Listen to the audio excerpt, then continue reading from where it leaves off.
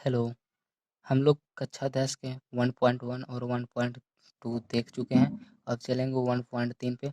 तो 1.3 में हम लोग को जो है प्रूफ करना है, ये सभी √5 फिर 3 + 2 √5 ये सभी को प्रूफ करना है। तो अपरिमेय संख्या के बारे में हम पहले बता चुके हैं 1.1 में, तो अगर उसको नहीं देखें तो जाके देख लीजिएगा। तो यहाँ पे चलते हैं क्वेश्चन नंबर 1 पे। तो क्वेश्चन नंबर 1 बोल रहा है सिद्ध कीजिए कि √5 एक अपरिमेय संख्या। तो इसको बनाने से पहले ये सिद्ध करने के लिए बोला, तो इसको क्या करते हैं, पहले उल्टा मान लेते हैं। तो उल्टा मानने का मतलब इसको हम मान लेते हैं कि √5 एक परिमेय संख्या है। ठीक, तो इसको पहले हम मान लेते हैं। क्वेश्चन नंबर 1, माना कि √5 एक परिमेय संख्या है।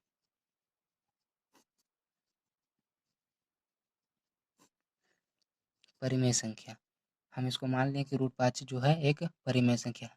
तो हम बताए थे और आप लोग जानते भी होंगे कि परिमेय संख्या किसको बोलते हैं, जो P/Q के रूप में लिखा जा सके। तो इसको हम माने हैं परिमेय संख्या, तो इसको ऐसे लिख सकते हैं इस तरह से, √5 बराबर हो जाएगा P/Q, और जहाँ पे Q ≠ 0 ये हो गया।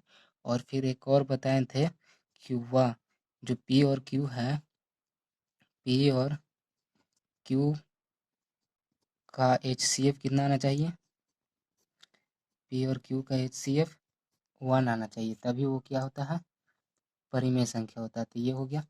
तो अब इसको क्या करते हैं, इसको पहले दोनों तरफ वर्ग कर लेते हैं। तो वर्ग करने पर वर्ग करने पर वर्ग करने पर दोनों तरफ वर्ग कर लेते हैं।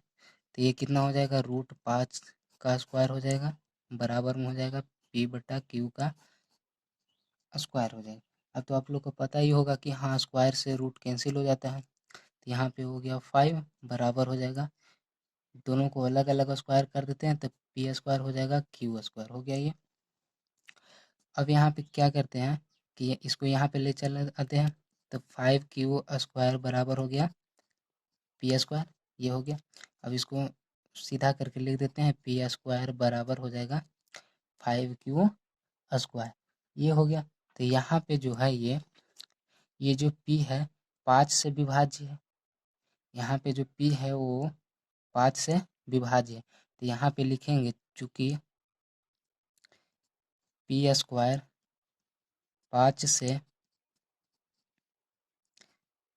विभाज्य है, इसलिए P भी 5 से विभाज्य होगा। P भी क्या होगा, 5 से विभाज्य होगा। कैसे, P² अगर 5 से विभाज्य है तो P भी कैसे 5 से विभाज्य हो गया।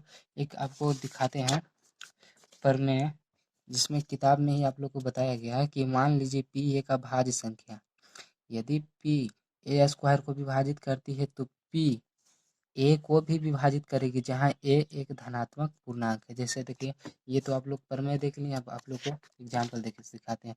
जैसे अगर जो 5² है, 5² अगर 5 से विभाजित है, होगा ना 5 से विभाजित, तो वही जो फिर 5 भी 5 से विभाजित हो जाएगा। तो वही कहा गया कि P² अगर विभाजित है 5 से, तो P भी 5 से विभाजित होगा। ठीक, तो यहाँ पर एक कंडीशन हो गया, यहाँ पे एक। अब लिखेंगे, अब P बराबर मान लेते हैं 5R। P बराबर ले लिए 5R। यहाँ पे भी क्या करेंगे, दोनों तरफ वर्ग करने पर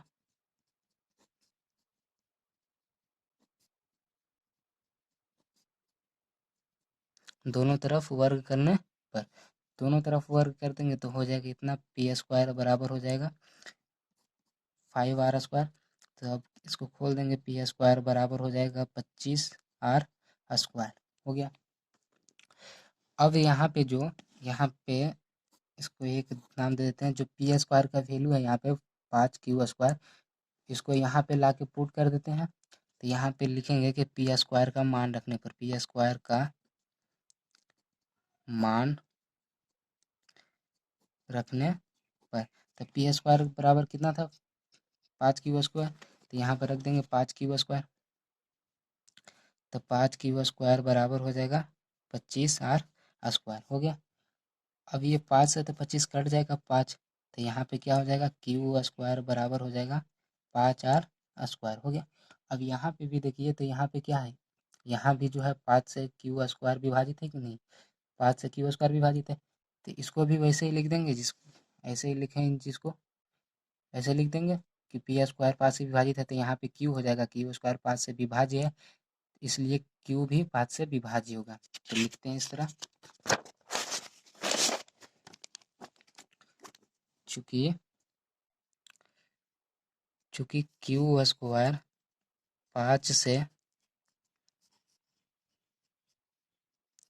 से विभाज्य है, इसलिए क्यू भी 5 से विभाज्य होगा। यहाँ तक तो समझ गए। यहाँ पे भी कैसे होगा, जैसे वही वाला एग्जाम्पल 5 वाला, अगर 5 से 5 स्क्वायर विभाजित है, 5 स्क्वायर करने का मतलब यानी 25, तो यहाँ पे 5 भी हो जाएगा, बीच वाला यहाँ पे 5 हो जाएगा विभाजित 5 से। ये तो यहाँ पे क्या है कि दोनों क्या है 5 से विभाजित है। तो अब लिखेंगे यहाँ पे अतः पी व क्यू दोनों जो है, दोनों 5 से विभाज्य है, 5 से विभाज्य है, अर्थात HCF PQ का कितना नहीं आया, 1 नहीं आया। यानी 1 कहने का मतलब है, जैसे आप लोग 1.1 तो पढ़े होंगे, अगर नहीं पढ़े तो थोड़ा सा इसको बता दे रहा है कि जितना, जैसे हम 5 से अगर 21 में दिए, हम भाग दिए, HCF निकाल रहे हैं, तो ये क्या होगा, हो जाएगा 4 25 हो जाएगा 20, यहाँ पे बचा 1, फिर यहाँ पे 5 आएगा तो हो जाएगा 5 से कट जाएगा, तो यहाँ पे कट गया ये, तो ये वाला HCF हो जाता था, 1 से यहाँ पे काटा तो HCF ये हो जाता था। तो यहाँ पे क्या चीज़ से कट रहा है, 5 से विभाज्य हो रहा है, पूरा पूरी जो हो रहा है 5 से विभाजित हो रहा है, तो यानी इसका HCF क्या चीज़ आ जाएगा, 5 आ जाएगा। यहाँ पे भी 5, सॉरी यहाँ पर वाला, इसमें भी देखो ये 5 आ गया, यहाँ पे 5 आ गया, विभाज्य 5 से है, तो यानी इसका कहने का मतलब है कि जो P व Q दोनों जो है 5 से विभाज्य है, अर्थात HCF दोनों का क्या आ जाएगा, 5 आ जाएगा, यानी कि 1 नहीं आया। तो 1 नहीं आया, ये इसका मतलब है कि परिमेय संख्या वो नहीं है। जो परिमेय संख्या, जैसे ये 21, ये ऐसे होगा 21/5 होगा, ये से इसको भागा में चेंज कर दिए, तो ये परिमेय संख्या है, ये परिमेय संख्या, तो इसका देखिए HCF 1 आया ना, तो जो परिमेय संख्या रहता है उसका HCF 1 आता है। तो यहाँ पे तो क्या आ रहा है, 5 आ रहा है, 5 से विभाज्य हो रहा है, यानी इसका HCF कितना आ रहा है, 5 आ रहा है। तो 5 तो आ रहा है, तो यानी इसका मतलब क्या है, परिमेय संख्या वो नहीं है, अपरिमेय है। परिमेय संख्या के लिए तो 1 आना चाहिए, लेकिन यहाँ पे 1 नहीं आया, तो यहाँ पे लिखेंगे P और Q दोनों 5 से विभाज्य है, अर्थात HCF P और Q 1 नहीं आया। तो फिर लिखेंगे अतः अतः हमारा अतः हमारे, देखिए यहाँ पे लिखा हुआ रहता है, इसमें तथ्य या अवधारणा कुछ भी लिख सकते हैं। अतः हमारा अवधारणा विरोधाभास है, ठीक। अतः √5 एक अपरिमेय संख्या है।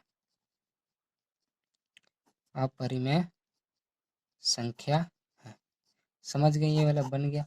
समझ गए कैसे अपरिमेय संख्या, क्योंकि जो परिमेय, जितना भी परिमेय संख्या है वो सबका HCF निकालेंगे तो 1 आता है, और इसका क्या रहा है, सब 5 से विभाजित हो रहा है। यहाँ पे Q भी 5 स्क्वायर, Q स्क्वायर भी 5 से विभाजित हुआ, वहाँ पे P स्क्वायर भी था जो 5 से विभाजित हुआ, तो दोनों का तो 5 से विभाजित हो रहा, तो HCF 1 नहीं आया, इसीलिए क्या हो गया, ये अपरिमेय संख्या होगा। जो हम माने थे वो क्या हो गया, विरोधाभास हो गया, गलत हो गया, तो इसीलिए लिख दिया था √5 एक अपरिमेय संख्या है। तो आशा करते हैं कि समझ गए होंगे फर्स्ट क्वेश्चन। सेकेंड पे चलते हैं, दूसरा। इसमें बोल रहा है सिद्ध कीजिए कि 3 + 2√5 एक अपरिमेय संख्या है। तो इसको सिद्ध करते हैं, 3 + 2√5। तो क्वेश्चन नंबर 2 है, तो इसको भी पहले वैसे ही उल्टा मान लेंगे कि माना कि 3 + 2√5 एक परिमेय संख्या है,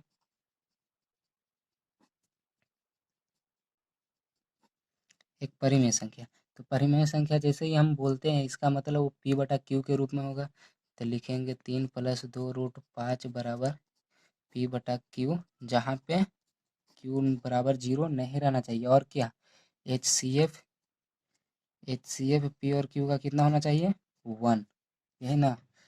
तो अब ये क्या करते हैं कि जो ये तो परिमेय संख्या, 3 परिमेय संख्या और ये भी परिमेय संख्या, तो इसको उधर भेज देते हैं, परिमेय संख्या साइड कर देते हैं। तो इधर हो जाएगा 2√5 बराबर हो जाएगा p/q, और इधर आएगा तो हो जाएगा -3। इसको क्या करते हैं, एलसीएम ले लेते हैं।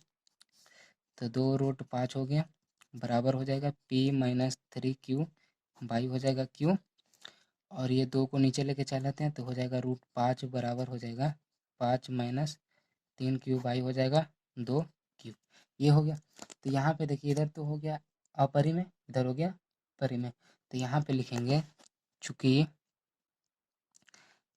p-3q बटा 2q एक परिमेय संख्या है, एक परिमेय संख्या है, तथा हम जानते हैं कि जो √5 है, जो क्या है अभी तो निकाले कि √5 एक अपरिमेय संख्या है, ये तो प्रूफ कर दिए। तो यहाँ पे क्या हो जाएगा, तथा हम जानते हैं कि √5 एक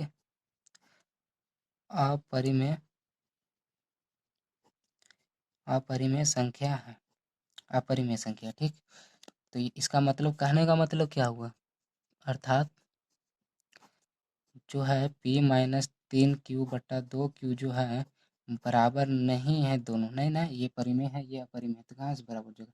तो यहाँ पे यही लिखें p-3q/2q एक परिमेय संख्या, तथा हम जानते हैं कि √5 एक अपरिमेय संख्या, अर्थात कहने का मतलब क्या हुआ, ये दोनों बराबर नहीं है। तो फिर यहाँ से क्या लिखेंगे, वही कि अतः हमारा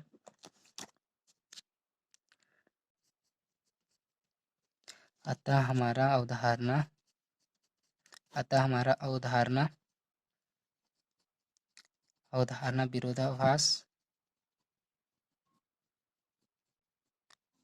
विरोधाभास है।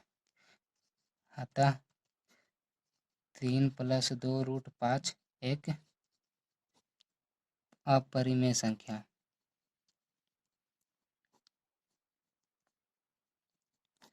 अपरिमेय संख्या हो गया। अब चलते हैं अगले नंबर क्वेश्चन पे, क्वेश्चन नंबर 3 पे। क्वेश्चन नंबर 3 में 3 क्वेश्चन है, 1/√2 है, 7√5 है, और फिर 6 + √2 है। तो पहले चलते हैं, इसमें भी वही प्रूफ करने के लिए बोल रहा है। तो 1/√2 है तो इसको पहले मान लेंगे उल्टा, कि 1/√2 क्या है, परिमेय संख्या है, ऐसे मान लेते हैं। तो लिखेंगे माना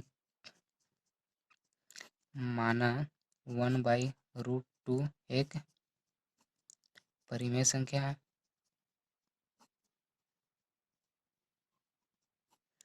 परिमेय संख्या। जैसे ही परिमेय संख्या माने किसके बराबर होना चाहिए, p/q के रूप में।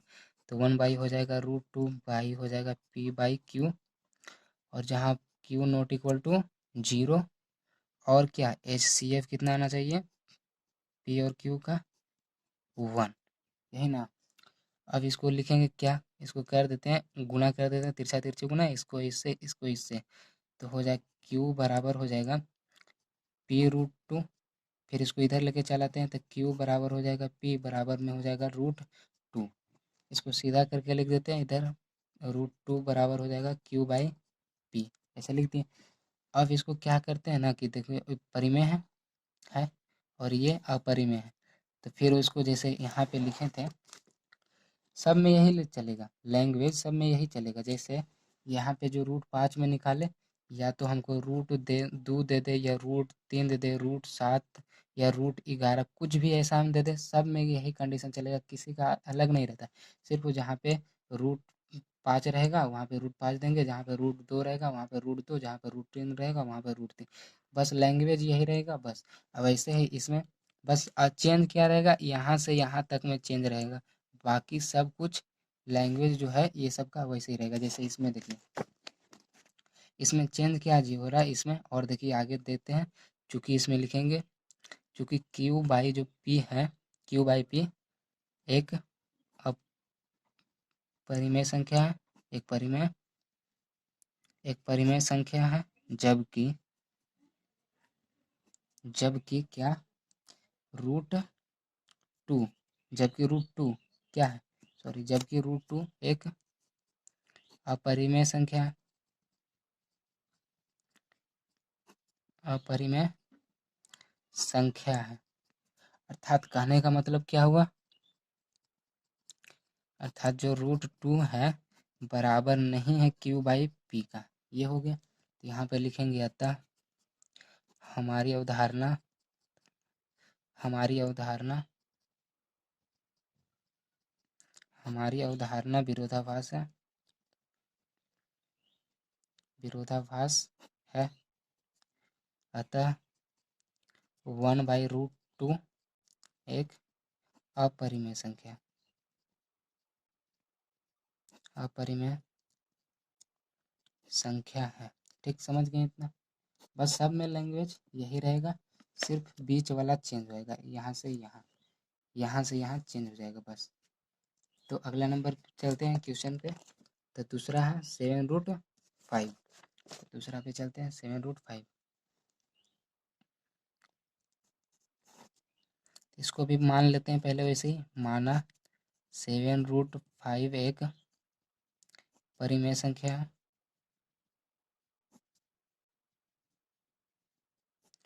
परिमेय संख्या। जैसे ही परिमेय संख्या माने, इसका मतलब क्या है, 7√5 बराबर हो जाएगा पी बाई क्यू, जहाँ पर क्यू नॉट इक्वल टू 0 और ये दोनों का HCF कितना आना चाहिए, 1। पी और क्यू का HCF कितना आना चाहिए, 1। ये आ गया। अब यहाँ पे क्या करेंगे, इसको नीचे लेके चल आते हैं, तो √5 बराबर हो जाएगा पी बाई हो जाएगा 7 क्यू। तो अभी इसको नीचे इसलिए लाए कि परिमेय संख्या एक तरफ कर देते हैं और परिमेय एक तरफ हो गया। तो यहाँ पे तो ये क्या हो गया, परिमेय, ये हो गया अपरिमेय। तो यहाँ पे लिखेंगे चूंकि p/7 क्यू एक परिमेय संख्या है, एक परिमेय संख्या है, जबकि जबकि √5 एक अपरिमेय संख्या, अपरिमेय संख्या। अर्थात कहने का मतलब हुआ, था जो √5 है वो बराबर नहीं हो जाएगा p/7 क्यू के, बराबर नहीं होगा, ये हो गया। तो फिर लिखेंगे क्या, अतः हमारी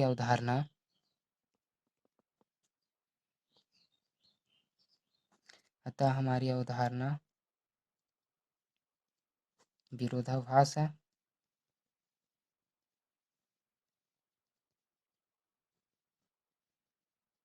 अतः 7√5 क्या है, अपरिमेय है, एक अपरिमेय संख्या,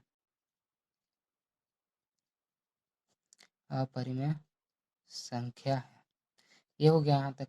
तो 4 नंबर क्वेश्चन हो गया। अब चलते हैं क्वेश्चन नंबर लास्ट पे, और जो है 5वां नंबर क्वेश्चन। 5 नंबर यानी कि तीसरा का तीसरा लास्ट, 6 प्लस √2। तो इसको भी वैसे ही करते हैं, पहले मान लेते हैं, माना 6 प्लस √2 एक परिमेय संख्या,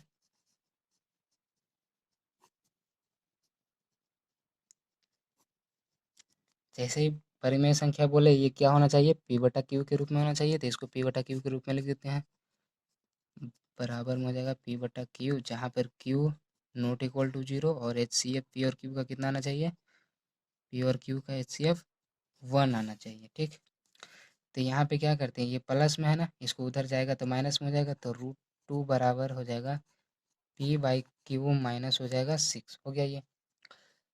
अब यहाँ पर LCM हो जाएगा, तो √2 बराबर हो जाएगा p-6q बट्टा में हो जाएगा q, हो गया ये। अब यहाँ पे तो इधर क्या हो गया, परिमेय संख्या हो गया इधर, इधर तो अपरिमेय। तो यहाँ पे लिखेंगे चूंकि p माइनस 6q बटा q एक परिमेय संख्या है।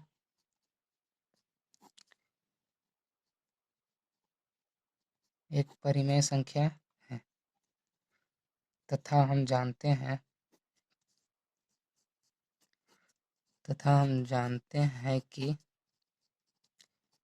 कि रूट 2 एक अपरिमेय संख्या है। अपरिमेय संख्या है तो ये क्या हो जाएगा, रूट अर्थात, यानी यहाँ पे लिख देंगे अर्थात जो रूट 2 है वो बराबर नहीं है किसका, p माइनस 6q बटा q। बराबर क्यों नहीं है, क्योंकि ये परिमेय है, ये परिमेय तो बराबर नहीं हुआ। तो यहाँ पे लिखेंगे अतः हमारी अवधारणा विरोधाभास है।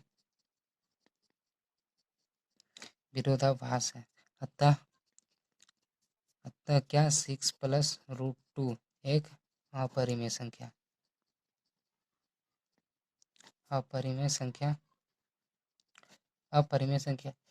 तो यहाँ पे ऐसा में जो भी क्वेश्चन रहेगा इस तरह में सबका लैंग्वेज यही है। और जो ये बताए थे रूट 5 का, जैसे रूट 5 का बताएं वैसे ही रूट 2, रूट 3, रूट 7, रूट 11 का ऐसे ही बनेगा। और आगे जो रूट 17 ये सब जो हो सबका ऐसे ही बनेगा। बस लैंग्वेज यही रहेगा, जहाँ पे रूट 5 है वहाँ पे रूट 2, रूट 3, रूट 7 ऐसे करके होगा। ठीक, तो आशा करते हैं समझ में आ गया होगा। तो मिलते हैं अगले वीडियो में, तब तक के लिए बाय। और अगर अच्छा लगा होगा तो लाइक सब्सक्राइब कर दीजिएगा।